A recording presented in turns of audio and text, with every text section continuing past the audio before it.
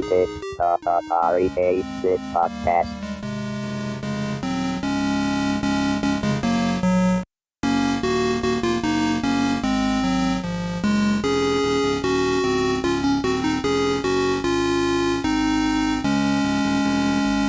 I literally, when I do a game, it's very, very intense where I day in, day out do it and just burnt out and did nothing for a few years. This is an interview episode of Antic, the Atari 8-bit podcast. I'm Kevin Savitz. Bob Polin was the programmer of Blue Max and Blue Max 2001, both published by Synapse Software, and co-creator of Puzzle Panic with Ken Uston. He also wrote the game Maxter Mind, which was published by Antic magazine. This interview took place on February 15, 2016. In it, we discuss Ihor Wolosenko, whom I previously interviewed. After we did this interview, Bob sent me the floppy disks containing the source code for Blue Max, which I was able to recover.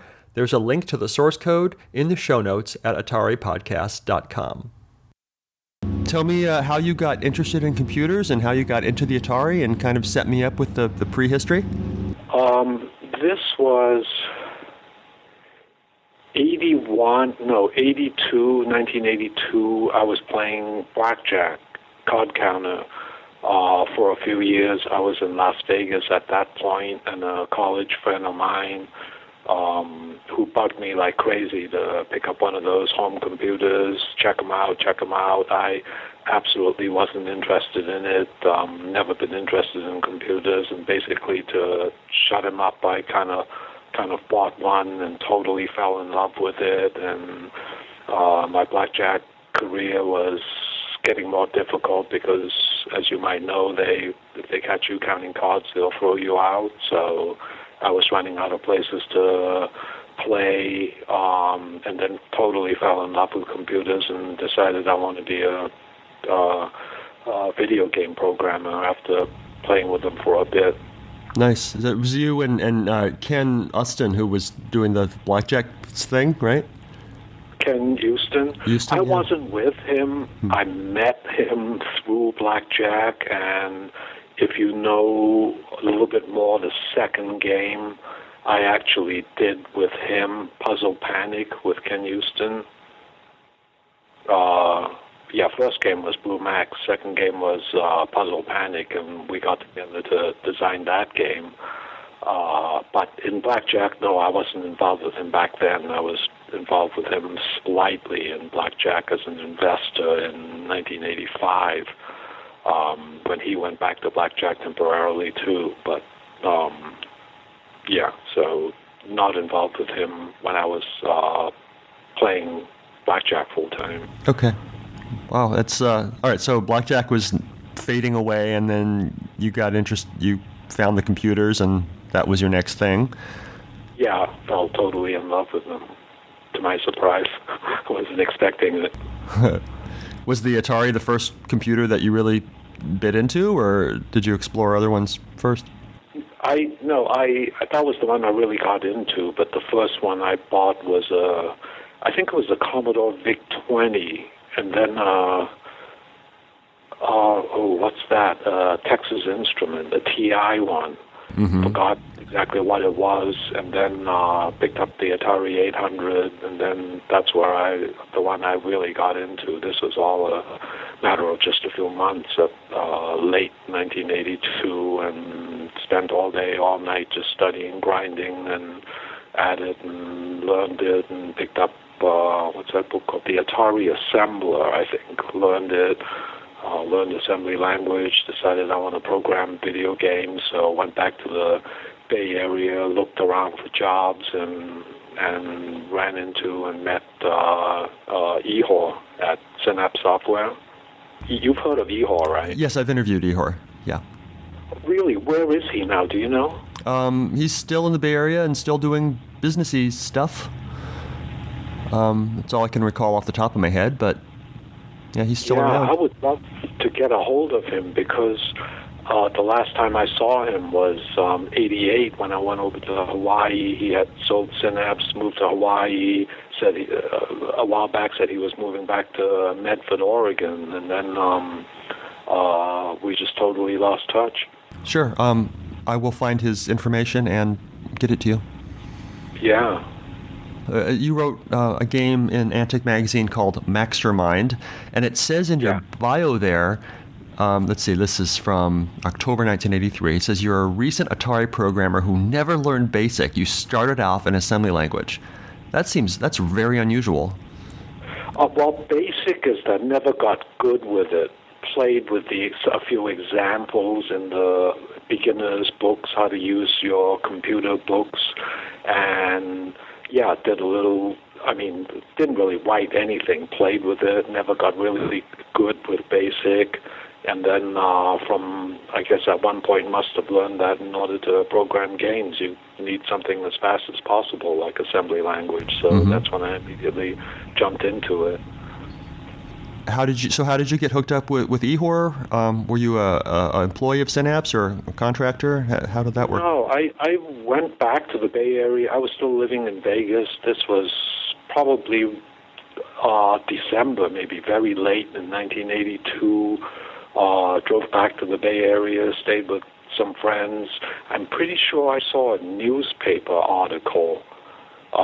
Back then, we looked for jobs and apartments and things in the newspaper when there's no internet, and saw Synapse was advertising for programmers. And so they were in the East Bay. I was on the peninsula side and drove over there. I guess set up an appointment, drove over there, applied for a job, and it's no risk on their part except a little bit of their time to give a so-called job, I guess, to a total unknown stranger, beginner, because they're not paying salary. I'm just getting royalties, that's all. So, it's my risk of my time. And they said, come on, do a game, and so that's what I did. So you were already pretty versed in assembly language when you got there and applied, it sounds like. Yeah, lots of practice on my own, but never wrote anything as big and serious like a game from beginning to end. So was Blue Max your idea or Ihor's? Don't remember, but the two of us discussed it. I think every few days to a week. I lived on the peninsula side when I moved back to the Bay Area in January of '83, and then we just, I guess, got together once every few days to a week and look at what I've done and kind of brainstorm about ideas, what we should do with it, add to it, change, or something like that. But I don't know whose idea it was in the original to do a game like that. Maybe it's a little bit of a Zaxxon ripoff too, because at that point was a famous arcade game with a diagonal scrolling, and nothing yet existed for the Atari with a diagonal scrolling that Blue Max had. How long did it take to program, do you remember? I think 4 or 4.5 months. I started in January and finished in May, I believe. And this was day and night and day, because I was totally addicted to it. And yeah, I'm sure no more than 5 months, probably 4 to 4.5. Can you remember any? You mentioned working with Ihor to discuss features and what to leave in and what to take out. Can you remember any ideas that got left on the cutting room floor, or things in the game, other concepts in the game that could have happened but didn't? No, not at all. Not at all. Don't remember any of that. Okay. When Blue Max came out, it ended up being a huge hit, didn't it? Yeah. And Never made it one, but it was number 2 on Billboard magazine for a while. I forgot how long, but yeah, very lucky. I'm very happy that I got so lucky with my first endeavor. Did you write the ports for the Commodore and the other versions, or did someone else handle that? Somebody translated it to the Commodore 64. I didn't like it. I thought it was a very bad version, very badly done. I didn't want to do it, even though it's kind of similar to, the two assembly languages are similar. There's still enough differences because you're stuffing different numbers into different memory locations in the two different machines. I didn't want to learn Commodore 64 immediately. I was kind of relaxing and celebrating, first game, big hit, and enjoy it. I wasn't hungry to put it in a different way. I wasn't hungry, so decided not to do it. Not to learn the Commodore 64, and somebody else, Peter Adams, I think was his name, did the Commodore 64 version, and then after the game with Ken Uston, Puzzle Panic, I went back to Synapse, did a Blue Max 2, and decided I should do both the Atari version first, and then learn the Commodore, and did the Commodore version. For Blue Max 2001? Yeah, Blue Max 2001. Yeah, so was that just with the success of the original Blue Max, was it just a foregone conclusion that there would be a sequel in the offing? I don't remember anything foregone, but I guess if you do anything, whether it's a movie or whatever, that's a big hit the first time, a lot of people just make sequels. It's automatic, good advertising. It didn't. To me, the two games are very similar, but Blue Max 2 wasn't anywhere near a bigger hit as the first Blue Max, but, it still did very well. And let's see, what came next? Puzzle Panic? Yeah, that was the second game. Right after Blue Max 1 was when I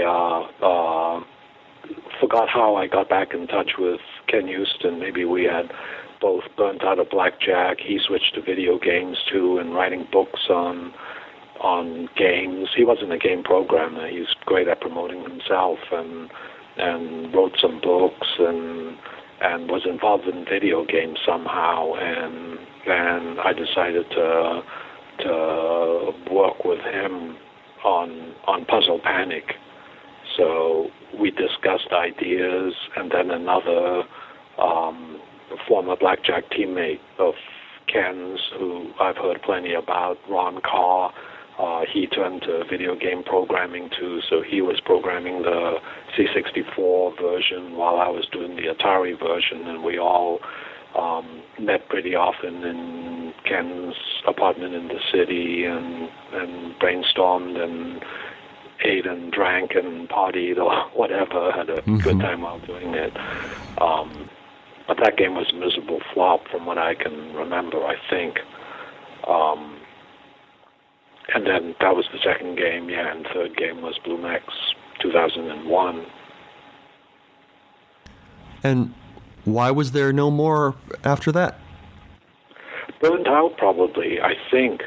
That was mid-'84 or something. Yeah, maybe it's no longer new, no longer too interesting. I literally, when I do a game, it's very, very intense, where I, day in, day out do it, and just burnt out and did nothing for a few years. Yeah, don't remember exactly if there's any other reasons besides kind of major burnt out and no longer as fun anymore. Right, just looking for a new challenge, maybe?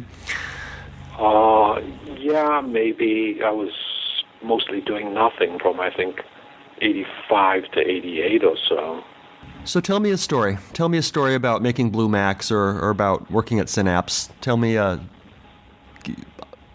like to hear a story from you about that. Oh, well, at Synapse was not much. Basically, meeting with Ihor, because I didn't work there. There were some other programmers that were there actually doing the work. I don't think they were employees. I think they were independent contractors like me too. Never talked to any of them too much, but knew who they were. Nothing too memorable or crazy or interesting or funny or good or bad that happened that I can remember off the top of my head. No, I don't have any stories. Do you have any thoughts on the piracy of Blue Max? Because I understand it sold a lot of copies, and there were probably many more copies floating out there that were not purchased. Did that bother you at the time? No, not at all. I think we all knew it was a way of life, and we always tried to do better copy protection, and of course the pirates would break it, and then we tried to do better, and they'd break it again, and we tried to do better. It's just back and forth. No, I never got mad or anything that, God damn these people stealing my money, whatever. No, not at all. What do you do today to keep yourself busy? Good question. Absolutely good question. I'm looking for something to do. I'm kind of retired, totally bored to death, getting ready to sell all this worthless real estate in Ohio and wondering if I can afford the Portland suburbs. Yeah, oh, really? Exactly. Yeah.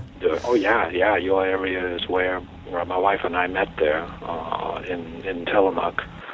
And we're looking to, sometime this spring, we have a few rental properties here, looking to get out of here.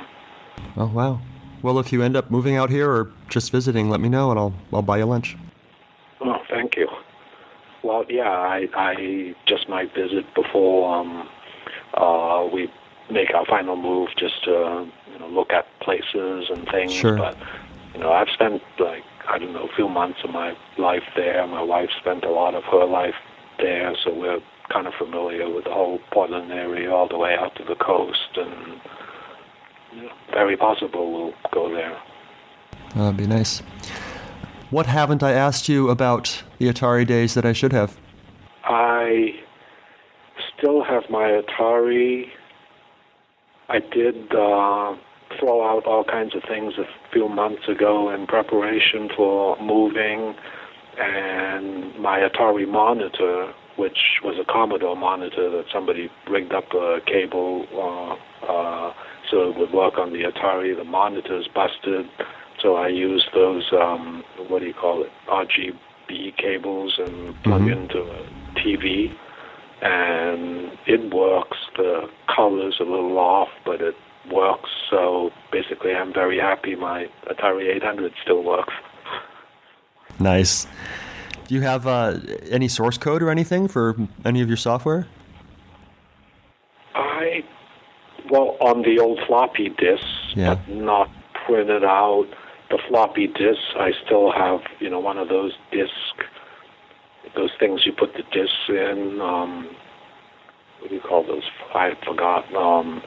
About, I don't know, if you stood the discs up on edge, maybe 6 or 8 inches thick worth of various games and source codes and things like that. Wow. Well, I would ask that you consider, let's get that source code moved onto modern computers. I have systems that can move source code from Atari disks onto PCs and Macs today. We should do that, just if nothing else, just to get it off those old rotting disks. And maybe you would consider releasing the source code so that the Atari community can dig into it and see what you did.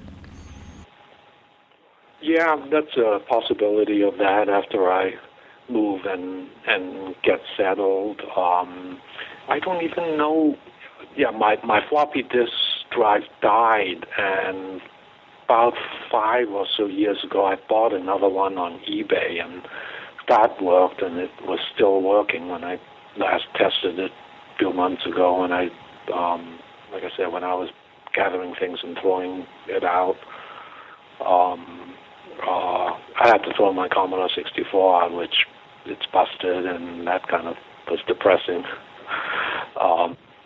But I mean, that code is useless to me now. I don't even know if I remember how to access it. I used to have things like RAM disks and things like that to copy everything on there first, so I can quickly change, edit, and save, and load and save back and forth instead of saving back and forth to the slow floppy drive. Just do it in RAM rather than push it over the SIO. Right. Yeah. Oh, well, I'm excited that you have the source code and willing to share it. I realize you've got a move coming up, but yeah, don't lose that in the move. That'd be awesome. Oh, definitely not. It's old, useless stuff that I may never touch. I've carried it with me from place to place to place to place many years now. Yeah, don't want to throw it away. One of those things, that you don't want to throw away, even though you might never touch it or use it again. If you could send a message to the Atari computer users that still exist, what would you tell them?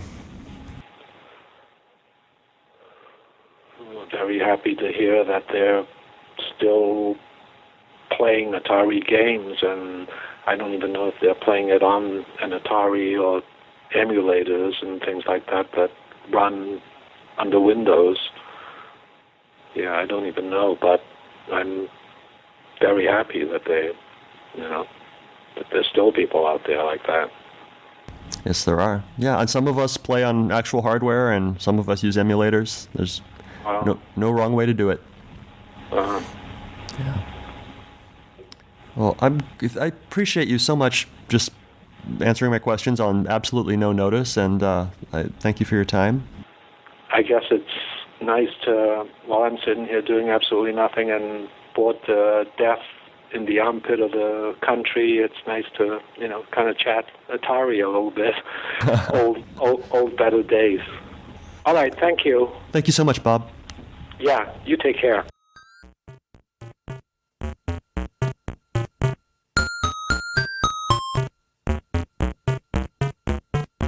If you enjoy these interviews and would like to contribute something, I encourage you instead to donate to one of our favorite organizations, the Internet Archive, at archive.org. The Internet Archive is a nonprofit digital library with the stated mission of universal access to all knowledge. They've done incredible things to preserve computer history, including hosting thousands of programs in an in-browser Atari emulator, creating the Wayback Machine, and offering full-page scans of countless Atari computer books and magazines. Make your tax-deductible contribution at archive.org/donate.